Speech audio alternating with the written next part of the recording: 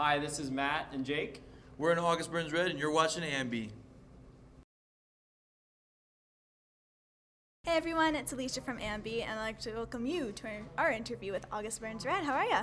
Good. Doing good, thanks. I just want to say thanks for taking the time to have a chat. We're very glad that we're able to sit here today. Yeah, no worries. We're excited to do the interview. Thank you. Yeah. So you're now in Toronto. You're touring with Every Time I Die. Are you enjoying your time on the road so far? How's that going? Yeah, the tour just started. I think today's the 4th show of the tour, and it's our headliner.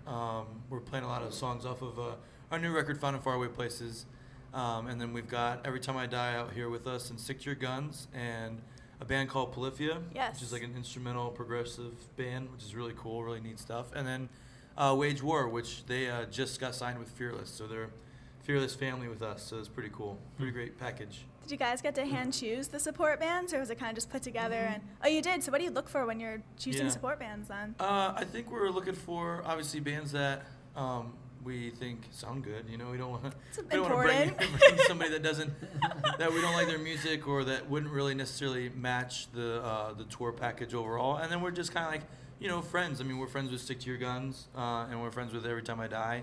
We've toured with Every Time I Die a few times in the past, so we definitely wanted to bring out some friends on this tour, because it's always nice to when you're doing a headliner, be able to pick your bands that you're buddies with.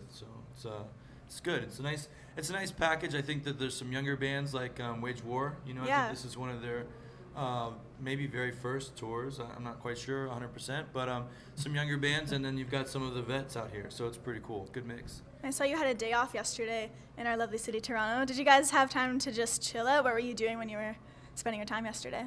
Yeah, it was relaxing, which I think is a good off day. Yeah. I slept in, which is a rarity for me, and then just watched some football, worked out. It was good. It was relaxing. Yeah, we actually went to a hotel that was like right across the street from a mall, like a massive mall. Okay. So we got to walk around there, and we did a little. Yeah, it's called the Yorkdale. Oh yeah, Yorkdale Mall. Yeah. Yeah, it was kind of a busier area as far as just high traffic, but we definitely went to the mall, and then we had like a little family dinner with some of the guys, and and then we watched football. We're all major NFL football player fans, so when that came on, everybody was kind of glued to the TV. But yeah, rest I think is the most important part of an off day for us. So we definitely got that, and we're ready to go hard in the paint tonight. So yeah, no worries. That's we're awesome. excited. You mentioned the record before. This is your 7th album. Of course, we have to discuss it. Yeah. Now that you have some new material, it's the first new material in 2 years. How's it feel to finally be able to play something new live? Are you enjoying that part of the show?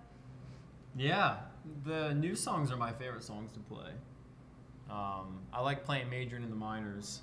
It's my favorite song on the new record, Found in Faraway Places, and it's more diverse. It's not full throttle the whole time, which I like. A lot of our songs are fast and heavy the entire time, and I like that this song is a little slower. It has some softer moments. The kids aren't getting pummeled with noise the whole song. But we're playing 4 new songs on this tour, so it's nice. I think people like the new songs. I think people like the new record, and I look forward to the part in our show when we get to actually play the new songs and don't have to be playing stuff from 8 years ago. Yeah.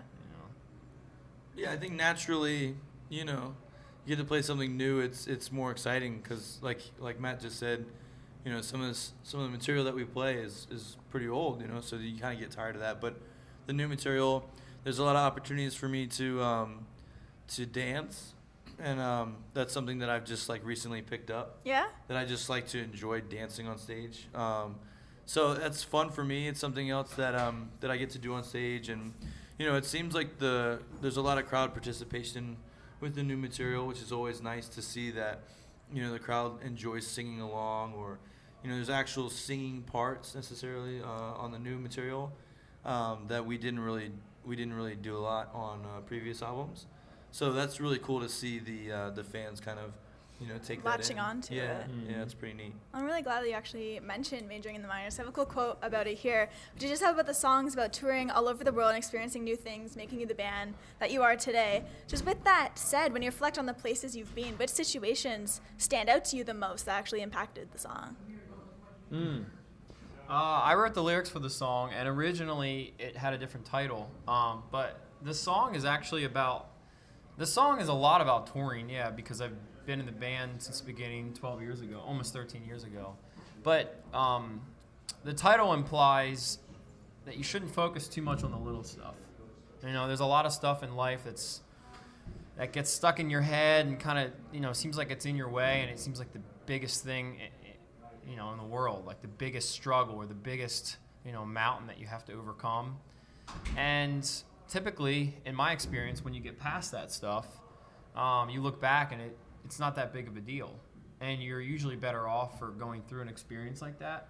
So, for example, on tour, I deal with stress and nerves before I play a lot of these big shows. And, I make it up to be something huge in my mind. I get up there, don't drop a stick, or don't get off from the click track, or, I'm hard on myself. But then after the show, I look back and I have a lot of fun up there. And I grow as a musician because I'm playing, for some of these, big crowds some nights, I don't deal with that every night. But there's always something in life that's tough. There's always something in life that's going to, push against you a little bit. And I think it's important to keep it in perspective that it's not the end of the world. No matter what it is, you can get through it and you can be a better person in the end, once you get past it. So yeah, the song actually does have a lot to do with my experience touring, because I've been doing this for 10 years touring, and it's become a major part of my life.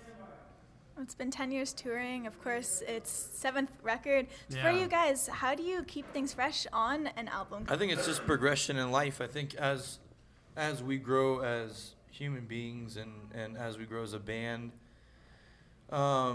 we grow as musicians, so it's like,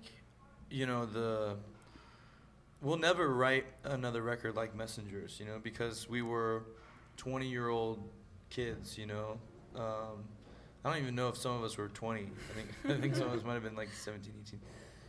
And we were in this life and at that place in our life where, we wanted to write this style, or, with maybe a little more angst in it, or some kind of bite in it. Mm-hmm. And now we're just we're growing and maturing as people. So we'll never write the same record. Not to say that the next record people are gonna like, we don't really know. We have no clue of really how to gauge that, but we just know that we're never gonna write the same album, because we're never gonna be the same people 2 years from now. And we're just we funny enough, like, we've never been that type of band to mold or articulate our music to gain more crowd fans, or build our demographic. We've always just kind of stuck to our roots. And a lot of our diehard fans have always really appreciated that. So, that's what we'll just continue to do, is we'll just continue to be the musicians that we are and write the music that we want to write. And, if you've liked us since Thrill Seeker, you know what I mean? You'll probably like the next record we'll do. You know what I mean? Because you're kind of a part of our family at this point, and I think that's a lot of our diehard fans really are more so like, they get us. They understand who we are, and they've been with us for so long. It's like, they must be growing in the same direction we are. Yeah. So it's cool. Well, if you guys, for me, this album, it's a metal record, and that's why I really have been digging it. So I was wondering, though, if you didn't have this band, you didn't have any of the previous records before you, and you start making different kind of music, do you think that you would still be making metal in another band, or do you think it could maybe go a different way? I definitely would not be making metal in another band. Yeah. I enjoy it thoroughly. I love what we do. I love what ABR does. But I don't think that I could replicate it in another band. I don't think that there would be whatever I desire and enjoy in August Burns Red. I don't think I could replicate that with another group of people or musicians. So I probably would go, to like more of like indie rock or something singy and real, like, I don't know, depressing. I'm kidding. But I don't think I would stay in the metal genre. Okay, how about yourself? Yeah, I definitely wouldn't be in a band. Really? No, I don't think so. I like, it gets to a point when, I mean, yeah. So I think every band goes through this, where it starts off as a hobby. Typically, a band starts off as a hobby. You love it, you do it, against all odds, not for the money, for the fun of it. And that's your motivation. But then it gets to a point where you have to sacrifice things in your life in order to keep doing it. So there has to be equity in the band, in that there's income and there's some financial, gain by it. Otherwise, you're putting your whole life on hold for something that's not really that, realistic. It can't just be a hobby forever, unless you have some sort of other revenue stream or someone's helping you out, or maybe it's not a full-time thing.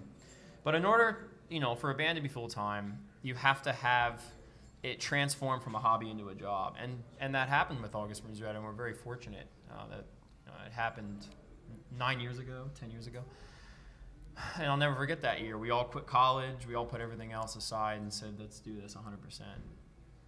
And it's grown ever since. But I definitely was at the point in 2005 where I was having to say, if this doesn't work with this record, I'm done with music. And I've had a good time with it and everything, and maybe I'll play drums for my church, but I would have probably pursued something else and played drums in a much smaller smaller capacity.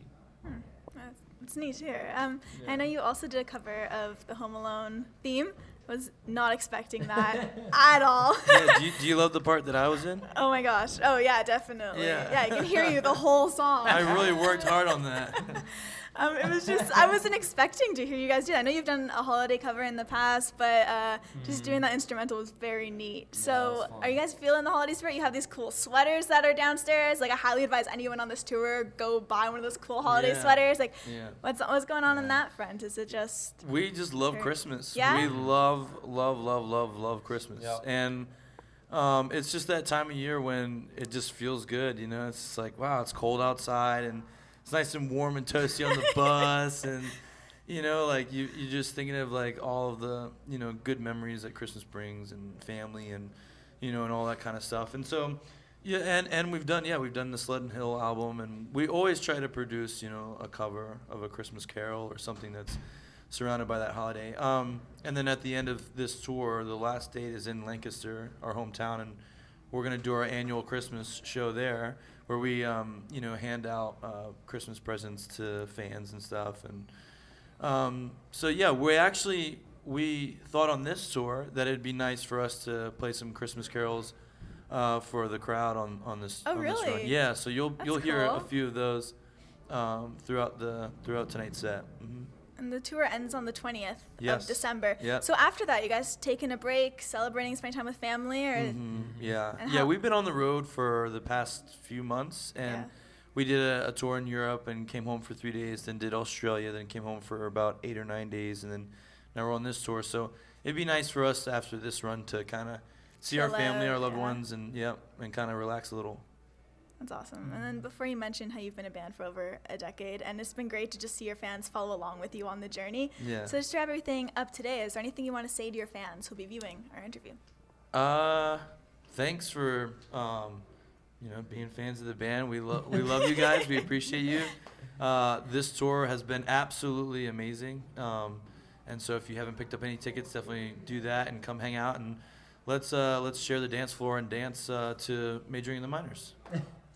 And Christmas carols. And Christmas carols. Yep. Yeah.